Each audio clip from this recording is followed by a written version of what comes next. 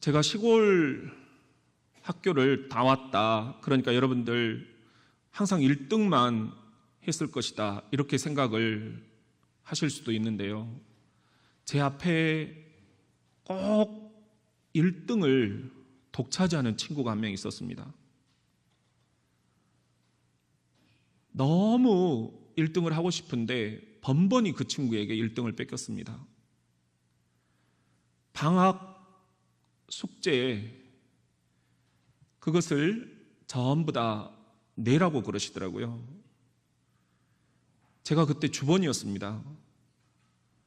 다 친구들은 집으로 가고 마지막 이제 뒷정리를 하려고 교실 뒤에서 이렇게 우연히 그 1등한 친구의 방학 숙제물을 보게 됐어요. 너무 정갈스럽게 정리가 잘 돼 있는 거예요. 이번에도 내가 1등을 뺏기겠구나. 필통에서 연필을 꺼내가지고 막 긁어버렸다가 나요. 그래가지고 이 친구가 1등을 뺏겼어요. 제가 1등 했습니다. 이게 계속 꿈에도 나타나는 거예요.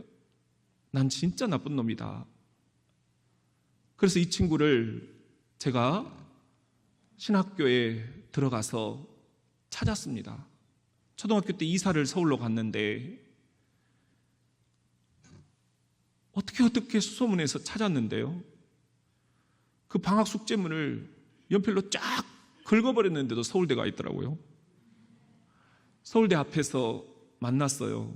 친구야, 내가 그때 그 범인이다. 나 진짜 미안하다. 별 신고 온 놈 다 보겠네. 애는 아무런 기억이 없더라고요. 나만 그렇게 죄책감에 시달렸던 것 같아요. 초등학교 1학년 전학을 했다고 그랬잖아요. 친구가 없었어요. 항상 저만 학교 한쪽 귀퉁이 그 나무 밑에서 쭈그리고 앉아 있었어요. 저한테 다가오는 친구가 한 명 있었습니다. 소아마비 친구였는데요. 근데 이 친구가 왜 그런지 나한테 꼭 시비를 걸어요. 그날 또 막 이렇게 저를 막 화를 돋구더라고요.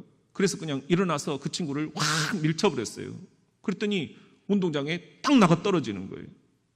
거기서 끝났어야 됐는데 내가 위에 올라탄 거예요. 그래가지고 막 목을 누른 거예요.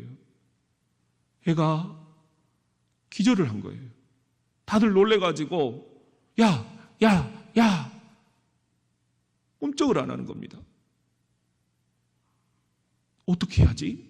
인공호흡법도 모르는 그런 상황에서 너무 충격을 받았어요. 그런데 이 친구가 한참 후에 눈을 뜨더니 배시시 털면서 일어나더라고요.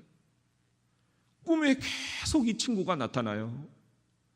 그래서 신학교에 들어가가지고 내가 이 죄책감을 털어버려야 되겠다. 그리고 이 친구를 수소문을 냈어요. 초등학교 동창회 자리에서 만난 거예요. 친구야, 내가 그때 그 이후로 꿈에 계속 네가 나타난다. 내가 너를 계속 목을 누르고 있다. 정말 그때 미안했다. 이 친구는 정말 까마득히 잊어버리고 있는 거예요. 나만 이 죄책감에 시달리고 있었구나. 사랑하는 대전장로교회 성도 여러분, 죄책감이라는 그런 감정이 있습니다. 내 속에 고이 묻어두었다고 생각을 했는데 자꾸만 틈새로 삐집고 나오는 이 옛 기억, 내 영혼을 짓누릅니다. 이 죄책감, 여러분에게는 어떤 것이 있습니까? 여러분에게는 이 죄책감이 지금 어느 정도입니까? 우리는 어떻게 이 죄책감을 치유해야 한다는 말입니까? 우리 같이 한번 따라해 봅시다. 모든 책임이 내게 있다. 죄책감이라는 것은 스스로 그 모든 잘못을 나에게 돌리는 것입니다.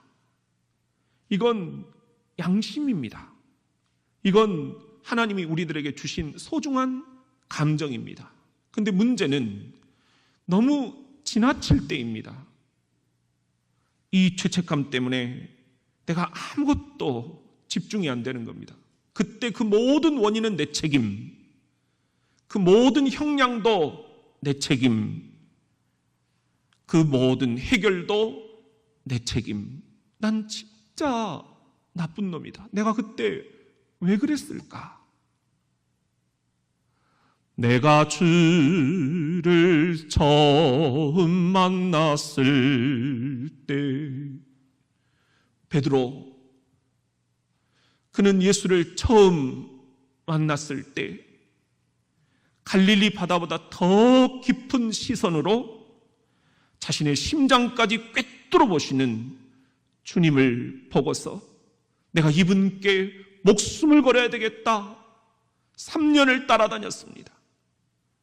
그런데 그분이 요즘에 좀 이상합니다. 최후의 만찬자리, 주님의 애언, 너희가 다 나를 버릴 것이다. 아니요, 나 베드로 수제자, 내가 주님을 지켜드리겠습니다. 다른 사람 다 버려도 나는 주님을 버리지 않겠습니다. 가슴을 펴보이며 장담했던 우리 베드로.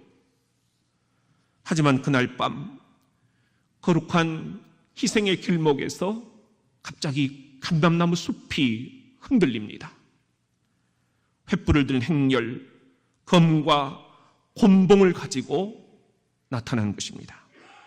베드로의 기세 솟던 그 충성심, 죽음도 마다하지 않겠노라 결심했던 그 모든 고백들이 촛불처럼 흔들립니다. 오늘 말씀 54절 시작. 예수를 잡아 끌고 대제사장의 집으로 들어갈새 베드로가 멀찍이 따라가니라. 예루살렘 거리를 지나서 어둠 속에서 입 벌리고 있는 대제사장의 집으로 주님은 침묵하는 양이 되어서 끌려가십니다. 주저하듯 멀찍이 따라가는 베드로. 뜰로 나 있는 많은 문을 보는 순간 가슴이 조여듭니다. 여기 이 사람도 저 예수와 함께 있었어요. 한 하녀의 말 한마디, 모든 시선이 베드로 자신에게 집중됩니다. 57절입니다. 시작. 베드로가 부인하여 이르되 이 여자여 내가 그를 알지 못하노라 하더라. 주님과 함께 감옥에라도 죽는 데까지라도 같이 가겠다던 베드로, 그 입술로 주님을 배신하고 맙니다. 베드로의 귀에 조금 더 또 한 사람이 이렇게 말하는 게 들려옵니다. 당신도 이 사람과 한패였잖아. 순간 위기감이 올려옵니다. 불안에 마음 졸이던 베드로. 58절입니다. 시작. 조금 후에 다른 사람이 보고 이르되 너도 그 도당이라 하거늘 베드로가 이르되 이 사람아 나는 아니로라 하더라. 아따, 나는 아니란께 이 사람아. 사투리가 튀어나오는 거예요. 급하니까. 그래서 그 사투리가 저 촌사람 갈릴리, 그 사투리 그게 탄로가 나버리는 것입니다. 이 사람도 갈릴리 사람이라니까요. 당황하고 흥분한 베드로, 예수와 무관함을 증명하고 싶어서 단호하게 부인합니다. 60절입니다. 시작. 베드로가 이르되 이 사람아 나는 네가 하는 말을 알지 못하노라고 아직 말하고 있을 때에 닭이 곧 울더라. 그의 가슴을 때리듯 닭이 곧 울더라.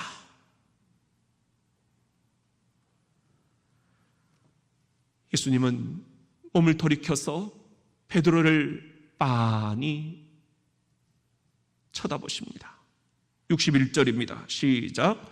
주께서 돌이켜 베드로를 보시니 베드로가 주의 말씀 곧 닭 울기 전에 네가 3번 나를 부인하리라 하심이 생각나서 나를 변호하기에 여념이 없는 이 베드로를 똑바로 바라보시는 주님. 여러분 그 장면을 한번 상상을 해보세요. 네가 나를 부인하리라.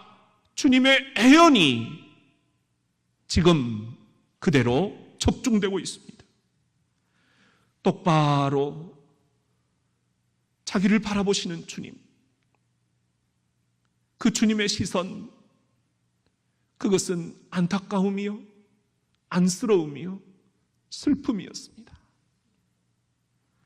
도저히 베드로는 예수님을 똑바로 마주볼 수가 없었습니다. 용기가 나지 않았습니다. 뛰쳐나가는 베드로, 그는 가슴을 치며 슬피웁니다. 61절, 주께서 돌이켜 베드로를 보시니 베드로가 주의 말씀 곧 오늘 닭 울기 전에 네가 3번 나를 부인하리라 하심이 생각나서 시작. 밖에 나가서 심히 통곡하니라. 엉엉엉엉 우는 것입니다. 내가 이러고도 수제자인가? 다 주를 버려도 나는 주를 버리지 않겠노라. 그 결심, 그 약속, 그 고백, 공허한 메아리가 되어서 돌아옵니다. 베드로는 이 사건 이후로 깊은 죄책감에 빠져듭니다. 모든 책임이 내게 있다.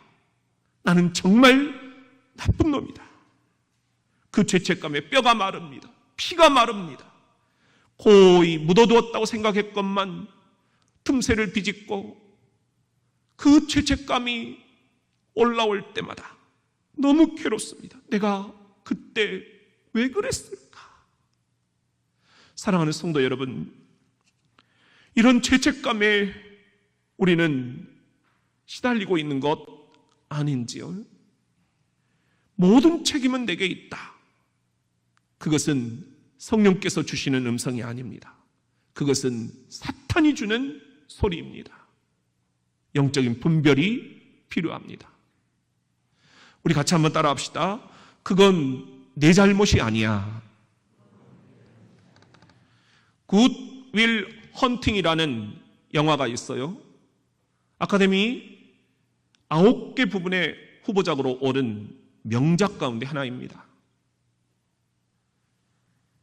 남부 보스턴, 하루하루 입에 풀칠을 하면서 살아가는 소년이 있었습니다. 이름은 윌. 허드렛 일 하는 친구들과 어울리면서 껄렁껄렁 살아갑니다.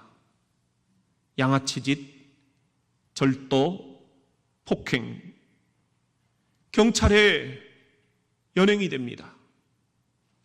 누구도 통제할 수 없는 이 소년의 삶, 전혀 희망이 없는 삶, 가족도 하나가 없습니다. 고아입니다. 그런데 윌이 지금 하는 일은 MIT 공대 학교 청소부였습니다. 이것도 언제 잘릴지 모릅니다. 잘리든 말든 그저 그런 인생. 그런데 그 대학에 램보 교수님이 계십니다. 이분은 참 이상한 분입니다. 칠판에다가 항상 학생들이 풀기 어려운 세계에서 가장 고난이도 수학 문제를 적어 놓으시는 거예요. 교수들이 2년을 걸쳐서 연구해서 풀었던 문제, 너희들이 한번 풀어봐라.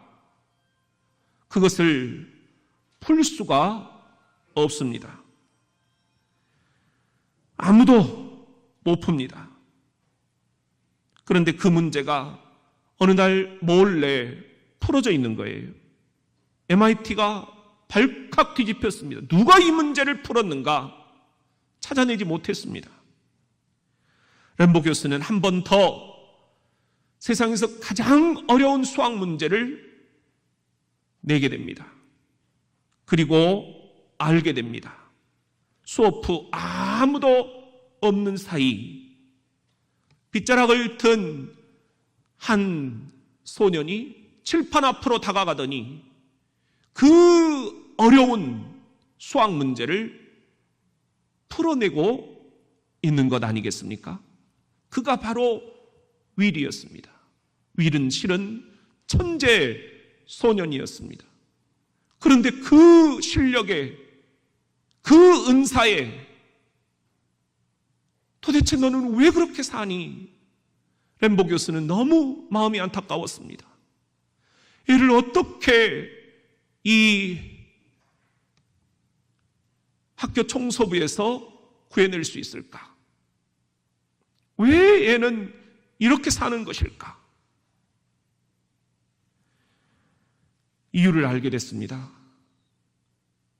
어린 시절 고아였던 윌, 입양이 됐는데 양부에게서 가혹한 학대를 받게 된 것입니다. 그리고 그 모든 상황 다 내 책임이다. 죄책감을 먹어버린 것입니다. 이 애를 어떻게 이 죄책감으로부터 구해낼 수 있을까? 숀이라는 친구 교수님에게 이 아이를 데리고 갑니다. 그런데 백약이 무효입니다. 숀 교수 머리 꼭대기에서 놉니다. 당신이 나를 안다고요? 당신이 나를 고친다고요? 한번 해보세요. 숀 교수를 막말을 해댑니다. 숀 교수 아내를 모욕을 줍니다. 너무나 불쌍한 영혼. 이 아이는 왜 이렇게 사는 걸까? 좀처럼 자기 이야기를 꺼내놓지 않는 윌. 그 죄책감이 어디서 왔는지 정체를 애써 외면하는 윌. 하여 대화는 번번이 헛방입니다. 숀 교수도 윌을 포기하려고 합니다. 마지막 숀 교수는 이렇게 얘기를 합니다.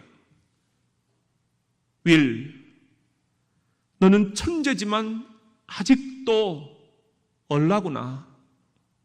타인의 감정도 전혀 모르고 기쁨이 뭔지 슬픔이 뭔지 전혀 모르는구나. 넌 아직도 거짓 자기로 살고 있구나. 네가 얼마나 힘들게 살았고 지금 뭘 느끼고 네가 진정 어떤 사람인지 네가 스스로 너에 대해서 말을 해야만 한단다. 이제 네가 선택하렴. 그런데 뛰쳐나가버릴 줄 알았는 윌이 계속 이 숀 교수를 찾아오는 거예요. 누구도 자기에게 이렇게 말해준 사람이 없었거든요. 아는 겁니다. 마음이 조금씩 열리기 시작을 합니다. 그러다 결정적으로 이 윌이 마음을 여는 장면이 나옵니다. 숀 교수가 이 윌을 향해서 다가가면서 예수님의 생명의 언어, 예수님의 치유의 언어를 던진 거예요. 그것이 바로 그것은 네 책임이 아니라는 것입니다. 어린 시절 고아, 입양, 학대, 그것은 네 책임이 아니야. It's not your fault. It's not your fault. It's not your fault. 네 잘못이 아니라고 8번이나 이 윌에게 다가가 말을 해줍니다. 나한테 왜 그랬어? 나한테 왜 그랬어? It's not your fault. It's not your fault. 눈물 없이는 볼 수 없는 명장면이 이 장면입니다. It's not your fault. 그건 네 잘못이 아니야. 사랑하는 성도 여러분, 이 자리에도 이 음성을 들어야 할 분이 지금 한 분이 앉아 계십니다. 우리는 성폭력을 당했을 때 그것을 사람들에게서 미투 운동이다 하면서 표출을 하죠. 그런데 자신의 그런 고백을 2차 가해를 하는 그런 아주 못된 세력들이 있어요. 너 그때 왜 거부를 안 했냐? 이런 악성 댓글에 또 한 번, 그래, 모든 건 다 내 책임이야. 그 죄책감을 먹어버립니다. 부모님이 힘들어 하시는 것도 내가 그때 좀 더 잘하지 못했기, 내 잘못이라고 생각을 하는 겁니다. 새학기 아이들이 적응을 못하는 것도 다 내 잘못이다. 자녀들이 지금 잘 안 풀리는 것도 다 내 잘못이다. 그때 내가 좀 더 좋은 학원에 보냈더라면, 남편이 직장에서 승진이 안 되는 것도 다 내 잘못이다. 내가 보필을 못해서다. 아내가 중년기 위기로, 갱년기 증상으로 힘들어하는 것도, 버거워하는 것도 다 내 잘못이다. 내가 아내를 방치해버렸다. 자녀들이 지금 신앙생활을 안 하는 것도 다 내 잘못이다. 심리치료에서는 이런 감정을 가치 죄책감, 이렇게 얘기를 합니다. 그런데 이 가치 죄책감의 문제는 우리를 영적으로도 피가 마르게 만든다는 것입니다. 하나님이 지금 나를 벌 내리시고 있는 거야. 하나님도 믿고, 하나님을 말하는 목사님도 믿고, 그런 사람들이 모여있는 교회도 믿고, 속이 상하고, 다 내 잘못이야. 다 내 잘못이야. 베드로도 지금 그렇게 생각을 하고 있었습니다. 그런데 여러분, 부활하신 주님께서 베드로에게 나타나셔서 전혀 다른 생각을 말씀을 하시는 거예요. 요한복음 21장 14절에 보면은 예수께서 부활하신 후에 제자들에게 나타나신 것이 이것으로 벌써 3번째였다. 아침 식사가 끝났을 때 예수께서 시몬 베드로에게 물으셨다. 요한의 아들 시몬아, 네가 이 사람들보다 나를 더 사랑하느냐? 베드로가 대답하였다. 시작. 예, 주님을 사랑하는 제 마음을 주께서 아시지 않습니까? 주께서 말씀하셨다. 그러면 내 어린 양들을 먹이라. 예수께서 다시 물으셨다. 요한의 아들 시몬아, 네가 참으로 나를 사랑하느냐? 베드로가 대답하였다. 시작. 예, 주님을 사랑하는 제 마음을 주께서 아시지 않습니까? 예수께서 말씀하셨다. 그러면 내 양들을 돌보라. 예수께서는 한 번 더 그에게 물으셨다. 요한의 아들 시몬아, 네가 정말로 나를 사랑하느냐? 베드로는 예수께서 3번이나 같은 질문을 하시자 근심이 생겨서 시작. 주님은 제 진심이 어떤지를 더 잘 알고 계시지 않습니까? 하고 대답하였다. 예수께서 말씀하셨다. 그러면 내 양들을 먹이라. 3번이나 물으시고 3번이나 답을 하게 하시는 예수님, 그것은 3번이나 주를 부인했던 베드로의 이 죄책감을 어루만지시는 주님의 치유 작업이었습니다. 우리 인생 근원적으로 하나님의 품을 떠난 원죄를 갖고 있습니다. 그래서 죄로부터 완전한 자유는 우리가 누릴 수 없다, 이렇게 생각을 하는 거지요. 이 죄책감이 우리 그리스도인의 삶마저 송두리째 앗아가 버리는 거지요. 이 죄책감, 이걸 우리가 어떻게 치유할 수 있다는 말입니까? 내 힘으로는 안 됩니다. 전혀 죄가 없으신 한 분의 희생이 필요합니다. 내 죄책감마저 지고 십자가에 죽으신 주님,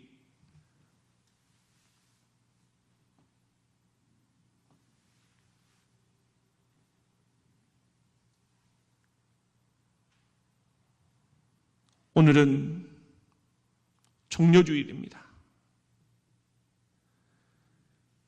예수님이 십자가 고난을 받으시기 위해서 예루살렘 성으로 입성하실 때 사람들은 그 내용을 아는지 모르는지 호산나 호산나 종려나무 가지를 흔들면서 예수님을 맞이했습니다. 그리고 내일부터 십자가를 향한 고난주간이 시작됩니다. 십자가, 예수님은 자신의 십자가와 여러분의 죄책감을 바꾸셨습니다. 자기 바꿈, 이것이 복음입니다. 예수님은 스스로 죄인이 되셨습니다. 그리고 우리를 죄책감으로부터 자유케 하셨습니다. 죽음을 이기시고 부활하심으로써 이 죄책감의 문제도 완전히 해방이 된 것입니다. 요한복음 8장 1절 복음입니다. 시작. 그러므로 이제 그리스도 예수께 속한 사람은 정죄받는 일이 결코 없습니다. 생명을 주시는 성령의 능력이 죄와 죽음의 악순환에서 나를 해방시켜 주셨기 때문입니다. 할렐루야. 요한복음 8장 34절 그러면 누가 우리를 정죄하겠습니까? 그리스도입니까? 아닙니다. 그리스도께서는 우리를 위해 죽으셨다가 다시 살아나신 분입니다. 그리고 지금은 하늘에 올라 하나님의 오른편 가장 높은 자리에 앉아 우리를 위해 간구하고 계시는 분입니다. 그러면 누가 우리를 그리스도의 사랑에서 떼어놓을 수 있겠습니까? 우리가 어려움이나 재난을 당할 수 있죠. 박해받고 죽임을 당할 수 있죠. 과연 그것이 그리스도께서 더 이상 여러분을 사랑하지 않기 때문이라고 보십니까?